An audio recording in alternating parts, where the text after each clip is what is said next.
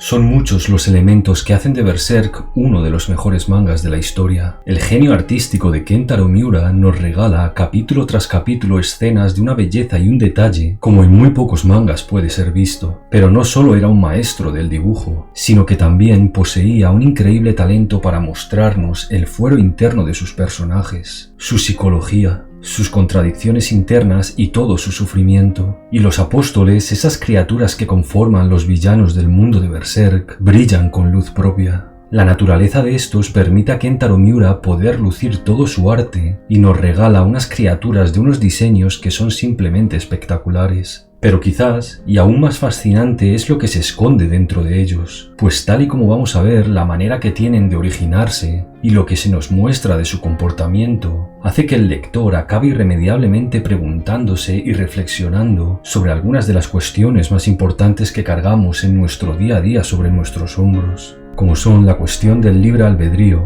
la naturaleza del bien y del mal, y ese final al que irreparablemente todos nos dirigimos. Los apóstoles originariamente son humanos totalmente normales que por los designios de la causalidad acaban haciéndose con un Beherit.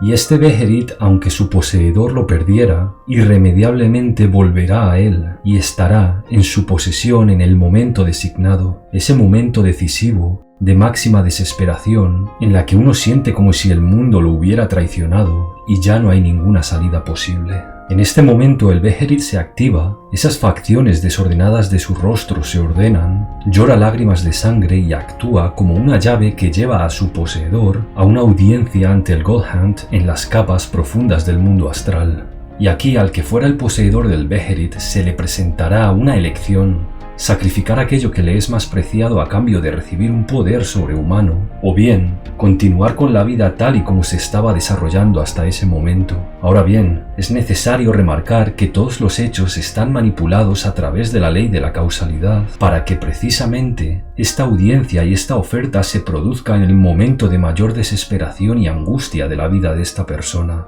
Y en esta situación crítica se le está ofreciendo a esta persona lo que es, básicamente, convertirse en un ser superior. Este sacrificio simboliza esa pérdida de la humanidad que es necesaria para convertirse en un apóstol. Pero como vamos a ver ahora, no todo es tan simple como parece. Tal y como se nos explica durante esa segunda audiencia que el conde tiene ante el God Hand, el sacrificio debe ser algo tan importante como para que pueda decirse que eso que será sacrificado forma parte de su propio ser. Algo tan preciado que sea parte de su corazón, algo tan valioso que al ofrecerlo como sacrificio uno rompe con su propia humanidad y así se producirá una grieta en el corazón en la que el mal se introducirá. Pero realmente hay una opción. Uno puede rechazar la oferta del God Hand y continuar con esa vida llena de desesperación que lo llevó hasta esta audiencia, o bien aceptar la oferta, pronunciar las palabras "yo sacrifico" y así renacer en la forma de un apóstol. Cómo de libre uno es cuando todo a su alrededor e incluso él mismo han sido manipulados por fuerzas superiores para que se encuentre en ese instante, en ese lugar, es algo que puede dar lugar a un intenso debate. Pero tal y como vimos durante los capítulos del Espadachín Negro, el conde, en su momento final, decidió seguir ese último resquicio de humanidad que aún le quedaba, su hija Teresia,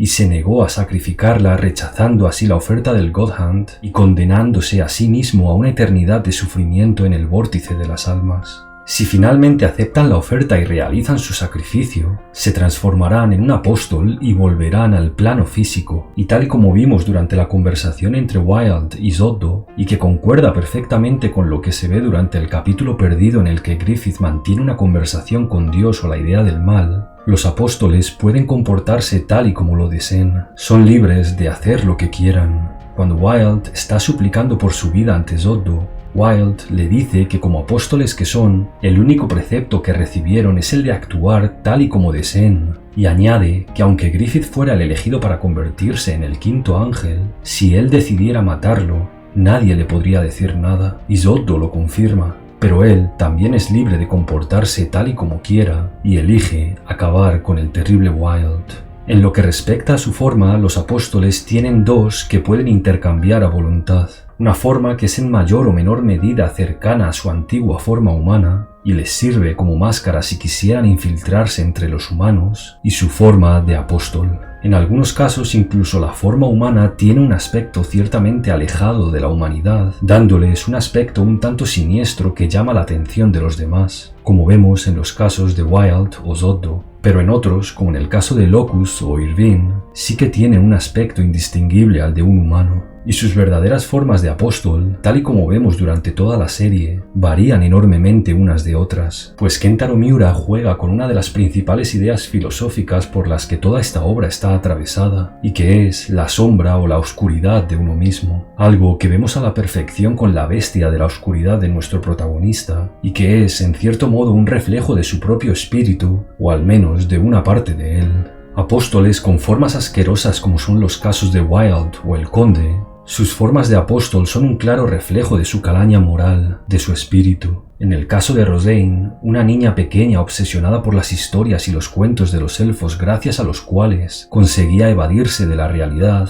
acaba adquiriendo una forma un tanto cercana a esa idea que ella tenía de los elfos, o en el caso de uno de los apóstoles más importantes, Zoddo, del cual no sabemos apenas nada, pero cuya forma y comportamiento nos hace realmente pensar que fue un gran guerrero de un gran orgullo. Y tal y como sucede con sus formas, los apóstoles también muestran una gran variedad de habilidades que los diferencia unos de otros. No obstante, todos parecen tener en común una fuerza y una resistencia sobrehumanas. Además, algunos de estos apóstoles tienen la habilidad de crear pseudoapóstoles, como hemos visto en los casos del Conde, Rosaine o el huevo del mundo perfecto. Y por último, y quizás uno de los elementos más fascinantes de estas criaturas, es su comportamiento, su moralidad o su falta de moralidad. No solo sus aspectos y sus habilidades varían, sino que tal y como vemos durante toda la serie, el comportamiento de los apóstoles muestra grandes diferencias. Como ya hemos visto, el único precepto que tienen es el de actuar tal y como lo deseen. Si bien es cierto que la mayoría de los apóstoles parecen recrearse en sus poderes sobrenaturales, haciendo uso de un auténtico sadismo en todo tipo de situaciones, y algunos también saboreando todo tipo de placeres carnales, también vemos a un cierto número de apóstoles mostrar un carácter verdaderamente sofisticado, con auténticos conflictos internos. A Zoddo, por ejemplo, nunca lo hemos visto matar a nadie que no se encuentre en un campo de batalla, y vemos cómo él mismo se encuentra en cierto modo perdido en ocasiones, buscando algo que ni él mismo sabe lo que es, incapaz de encontrar cualquier tipo de satisfacción hasta que se le aparece el halcón de la luz y acaba perdiendo el cuerno izquierdo. Una escena que nos recuerda irremediablemente a ese Gatsu que abandonó la banda del halcón buscando ese algo que ni él mismo sabía lo que era. También vemos cómo Rosaine no solo protege continuamente a Jill, sino cómo incluso al final, cuando ya está agonizando, comienza a recordar a sus padres y torturada por los remordimientos, en una de las escenas más tristes de toda la serie, se disculpa ante ellos y apenas puede contener las lágrimas cuando descubre que los elfos sí existen. Y tal y como ya hemos visto, el Conde, el cual durante su segunda audiencia ante el God Hand y aun sabiendo esa eternidad de sufrimiento que le espera, elige no sacrificar a su preciada hija. Así pues, hay un cierto número de apóstoles que logran realmente mantener y preservar una cierta humanidad que puede salir a la luz si se dan las condiciones adecuadas, lo cual representa a la perfección ese carácter trágico de Berserk. El mismo huevo del mundo perfecto acaricia al niño demoníaco cuando lo encuentra moribundo y tirado en el suelo y se apiada de él, y en sus momentos finales se lamenta de no haberse encontrado con alguien que quizás le hubiera ayudado a convertirse en una mejor persona, y se imagina cómo de diferente hubiera podido ser su vida si se hubiera producido tal encuentro. Y en cierto modo sucede lo mismo con nuestro protagonista. Uno no puede evitar pensar qué hubiera sido de él si no se hubiera encontrado con Goddo, especialmente durante esos días en los que él mismo ya estaba comenzando a sucumbir a su propia oscuridad. Y este es uno de los elementos principales que hace a estas criaturas tan fascinantes. Conrad dice abiertamente cómo si se acepta el sacrificio, se corta su humanidad y el mal se introduce en esa grieta que se forma en su corazón. Pero tal y como se nos muestra durante toda la serie, los apóstoles mismos varían enormemente en maldad y crueldad, lo cual hace que uno se acabe preguntando cuánto de ese comportamiento cruel que muestran los apóstoles se debe a esa maldad que se introdujo durante su audiencia ante el God Hand, y cuánto se debe a esa propia oscuridad que yacía inherentemente desde el principio en su propio corazón.